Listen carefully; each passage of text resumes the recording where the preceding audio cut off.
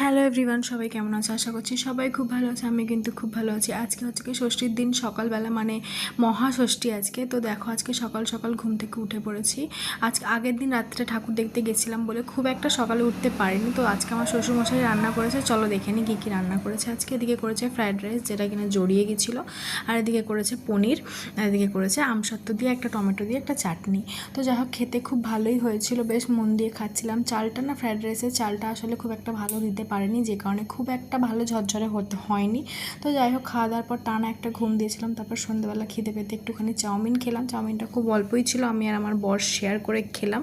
তারপর প্রায় রাত্রি 11:30টার সময় আমরা বেরোলাম ঠাকুর দেখতে। তো দেখো এখানে আমি রেডি হয়ে গেছি, এদিকে আমার বড় বের করছে গাড়িটা।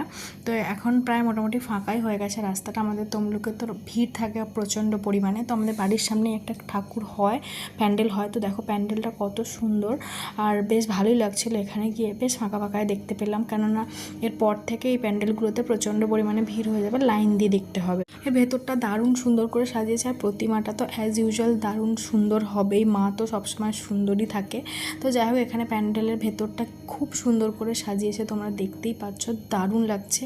হ্যাঁ, আর ফাঁকায় ফাঁকায় খুব মন দিয়ে দেখছিলাম। আর ওইখানে না ঘরটা বোধহয় পাতা হবে, ওই জন্য দেখো কত সুন্দর করে আলপনা টাইপের দিচ্ছে, মানে রঙ্গোলি টাইপের করছে, খুব ভালো লাগলো। তারপরে যেহেতু অনেকটা রাত হয়ে গেছে, তাই জন্য বর বললো আগে খেয়ে নাও, তারপরে তুমি অন্যান্য ঠাকুরগুলো আর দেখবো। তো দেখো এদিকে একটা কাবাব টাইপের নিয়েছি, স্টার্টার আইটেম, যেটা মোটামুটি খেতে ছিল, আমার অতটাও ভালো লাগেনি। আর আমার ফুড প্লাজার বিরিয়ানিটা তো দারুণ লাগে, ওই জন্য আমি খেলাম বিরিয়ানি, আর আমার বর খেলো এই কুলচার সাথে বাটার পনির মশালা, বাটার চিকেন মশালা সরি।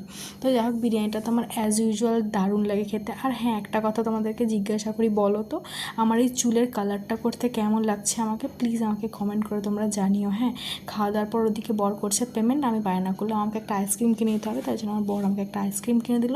তারপরে আর আইসক্রিমটা খাওয়ার পরে আরও একটা ঠাকুর দেখতে চলে এলাম। এটা অকাল বোধনের প্যান্ডেল, দারুণ করে খুব সুন্দর হয়, মানে দারুণ, দেখতেই পাচ্ছ কত সুন্দর। তারপর দেখো রাস্তা পুরো ফাঁকা, আমরা যাচ্ছি এখন হসপিটাল মোড়ের দিকে।